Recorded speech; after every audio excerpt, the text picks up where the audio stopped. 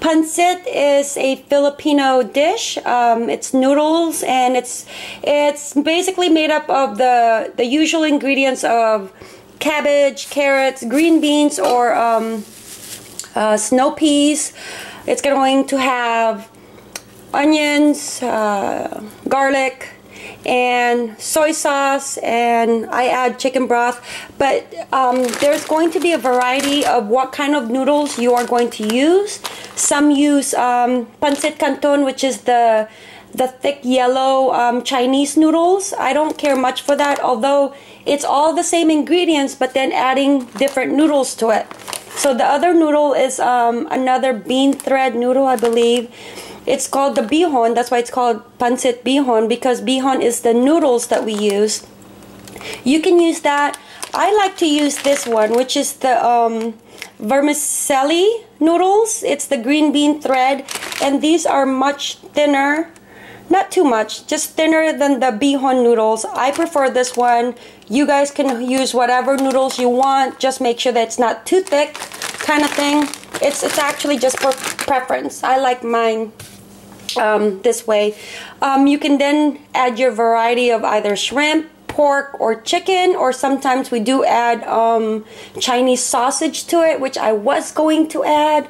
Totally slipped my mind, but it's okay. So I like mine for today. I'm going to make mine with chicken tenderloins. I went ahead and defrosted this last night. So I'm going to dice it all up so that it has a lot of meat. Saute it in garlic, olive oil, and onions. Brown it, and then I'm going to start sauteing the vegetables, and then I'm going to show you guys how to add it together to make your own pancit. And like I said, pancit is just basically going to be the mixture of the vegetables and the mixture of the meat, and then you can add whatever type of noodles you want or whatever meat. Okay, so let's go prep this up. Alright, I went ahead and sauteed my garlic. I'm going to use this pan, which is just my cookie sheet. I lined it up with foil only because I'm showing it to you guys, and I don't like, these are from all the cookies that I bake on it. I love this cookie sheet. What I'm going to do, because the hardest thing about making pancit is that the cutting up of the vegetables and prepping it up and all that stuff. So I like to just, I don't want to take too much time right now of chopping it up before actually putting it into the pan, because while it's sauteing, while the chicken's sauteing, then that's what I'm going to be doing, is sauteing up the vegetables and putting it on the side. However, I did put the garlic into the saucepan because I'm going to add olive oil in there, just brown it up just a little bit, and then add my chicken meat in there. Wanted to show you guys, always use a different cutting board for your meat. And the big one I know is something I always use for my meat, because sometimes I buy the big pieces of meat and I like to have enough space to work on it. And then what I also do is I rinse it out really well. The last thing you guys need is well, the last thing I need is for someone to get sick with my cooking. That would be so embarrassing. So always prep it up as if, you know, as when you're prepping it up for your family, making sure that it's really well prepared. Okay, I'm gonna go ahead and put it into my cutting board and start chopping it up into little pieces. I'm gonna put it into that little little plate and show you guys. Okay. I added some extra virgin olive oil, garlic, and some of the slice of onions. I don't know how much, guys. I just eyeball it. That's why I think I'm such a bad cook, because I like to have the recipe. Like for instance, with my pancit now, I know how to make it, but I always go into a recipe or a cookbook that I'm familiar with, but I don't always follow the 16 ounce, except, you know, with desserts and stuff. But I don't always follow, like, okay, half of an onion. Well, is my onion big or small? So it all depends. So just eyeball it. And that's the fun thing about cooking, I think I actually enjoy cooking, but since my kids have gotten older, it just seems like we're always out of time. You know, that's why all the recipes that we see nowadays is like, okay, quick and easy meal for the family. There's just not enough time in the day to be doing all the stuff that we need to be doing. So I'm gonna mix this up, and then a good tip is when you guys are cooking meat, don't just saute it by itself. Add the onions and the garlic, because what you're doing when you're sauteing it and then putting it on top of the garlic and the onion is flavoring the meat already.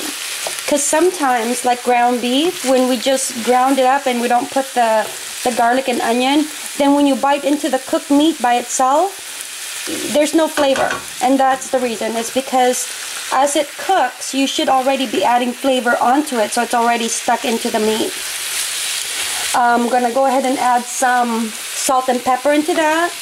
This is my favorite pepper, Trader Joe's rainbow peppercorns. But look at, as you guys can see, look at all those different peppercorns in there. Love this. And then this is the salt I use, the Mediterranean sea salt from Costco. So I'm going to go ahead and flavor that up and let it saute. And while that's getting cooked, then I'm going to prep up my veggies, okay? Alright, I'm almost done sauteing my chicken, and just wanted to give you guys a quick tip. Whenever you're sauteing chicken, for this recipe, there tends to be like water at the bottom. It's not soupy or anything, but I always take out the water. Once it's cooked, I take out the water, and then I add just a little bit more olive oil onto the pan. And what that's gonna do is actually brown it now.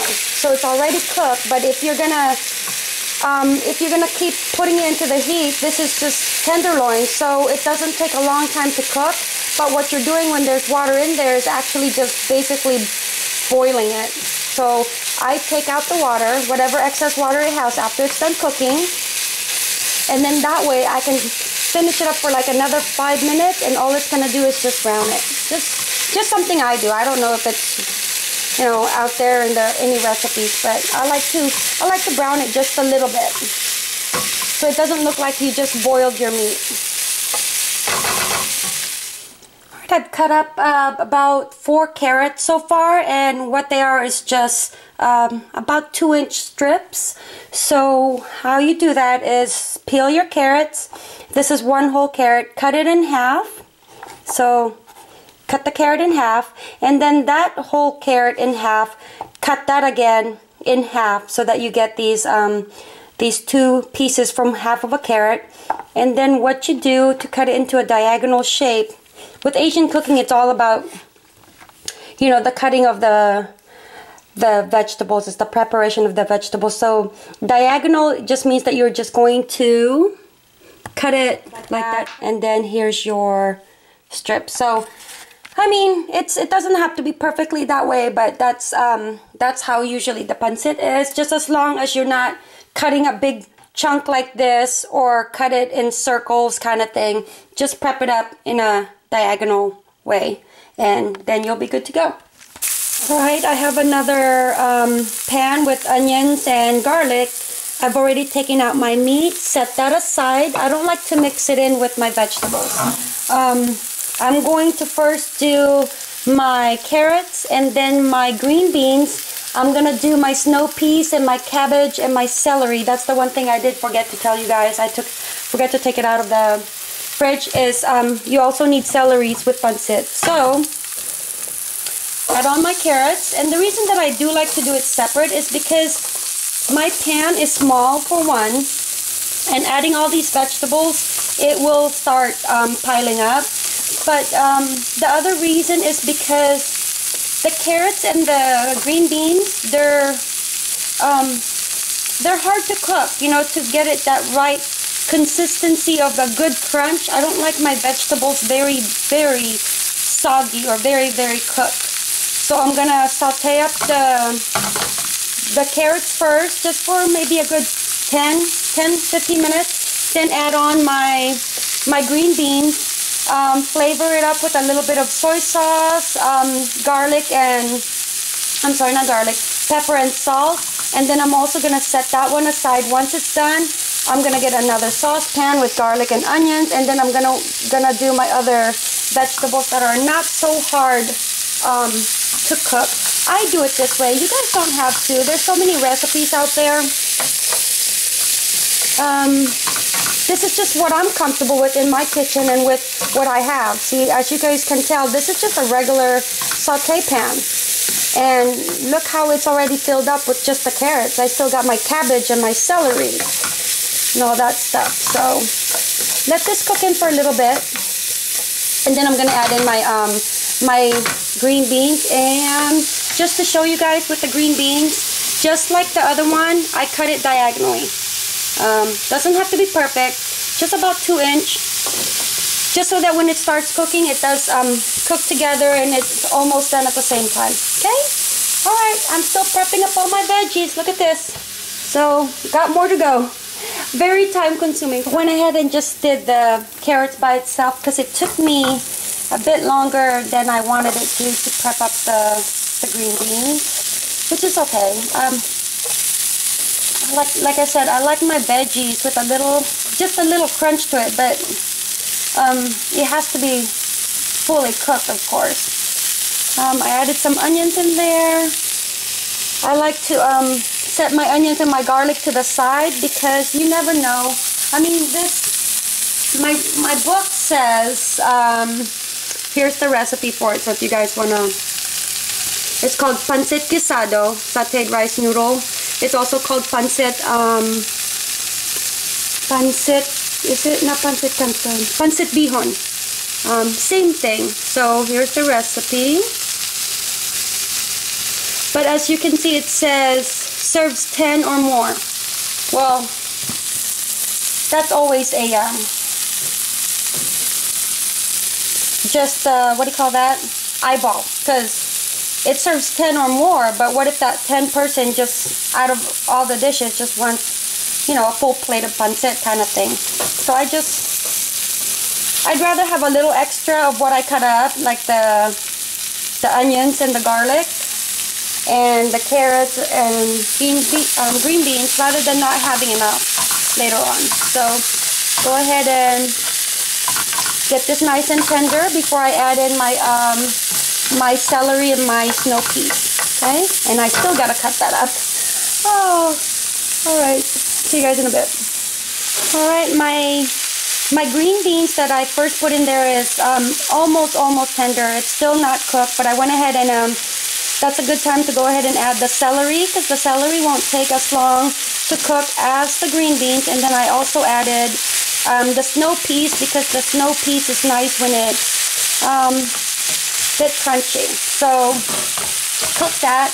What I'm going to do is add my soy sauce, and I usually have the one that's low sodium. I don't have that, so I gotta work with what I got. Eyeballing it, I don't know. I'm a bad cook. But I will go ahead and show you guys the recipe again so that you can follow the recipe.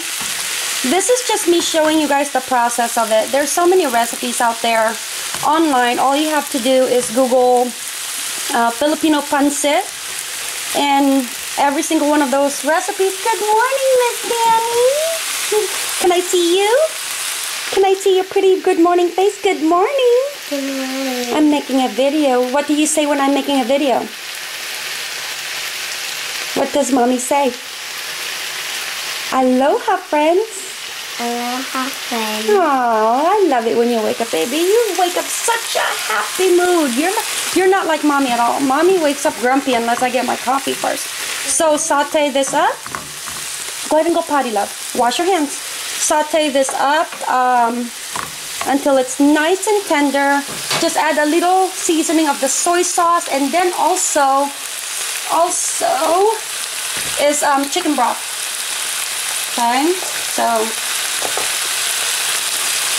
just so that you're not always adding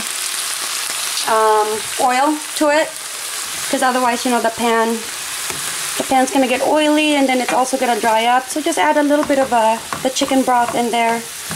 just to get that vegetables nice and cooked. Okay, I still gotta cut up my cabbage to put in here. Then I'm almost done with my vegetables. Then I just gotta prep up with my noodles. Okay, I'll be back. All right, this is time crunch mode because I have to be out of here in 1 hour. Went ahead and separated my veggies. I separated this because it took a little bit longer to cook. It's cooked, but it's nice and crunchy. I'm very picky with my veggies, guys. I like it, like my carrots. Want to take a bite? It's cooked, but it's crunchy. Because what happens is when this one is cooked, I'm gonna go ahead and add my carrots first. Add this, add all this, and put it in here, and that's gonna cook it up for another 5 minutes or so. In a boiling, I'm boiling water, a little bit of water, and some chicken broth into my spaghetti pan. And oh gosh, I think that's maybe 2 cups. And I'm gonna let that boil because I'm gonna put my noodles in there once that's done boiling. Let me turn down the stove. And then I still have cabbage, which I'm gonna go ahead and add.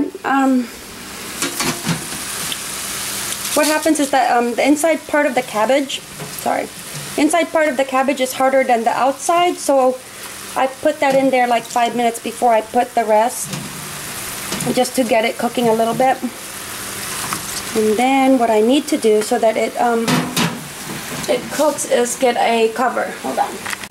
There you go. That's gonna cook up the carrots. I'm done with this. That's gonna boil up for my. Sorry, Danny, I don't have you helping me with the camera. I'm so lost. I'm gonna let that boil. Probably gonna add a bit more chicken broth in there just to flavor it up. I don't like to put too much salt. And then, hold on, Danny. This is hot water, just running hot water from the sink. Opened up my noodles, and it's gonna come like this. What you're gonna do is don't put the whole thing in there yet. It's like knotted. It's basically knotted, if you guys can see that. And it's holding it together, so you're gonna separate that. Oh, I can do it with one hand. See? Separate that. I got another one. And then just add them in here, and then basically soak it for a good maybe 10 minutes. You're just soaking it. Because see, watch, this is rock hard, and once I've soaked it, see, look at that, it's becoming to be translucent, and that's all you need to do for a bit. And see how my noodles look? Just added a little bit of soy sauce in there, not too much, because the chicken broth actually flavors the veggies. Added my noodles in here with my boiled chicken broth, and letting that cook, and then I'm gonna add it all and mix it in together. Alright guys, here is the pancit. Added some lemons in there, mixed it up, and I actually did not use the pan intended for it. I had to use one of my bigger ones, which actually I'm so happy about, because if I had bought this, I usually buy it. So the small pan, like the other salad, that would have cost me $24 for a full, that's called a half tray. This is a full tray. This would have cost me about, gosh, $50 to $60 depending on where you go. And everything that I'm making for the military Christmas party, it cost me $30. So there you go, savings. Plus I still have some pancit for the kids and hubby and myself to have for dinner tonight or lunch tomorrow. Isn't that? It's really easy. It's just the time-consuming part is actually prepping up the vegetables. That is it. Alright, hope you guys enjoyed my Filipino dish. Mahalo and have yourself a wonderful day.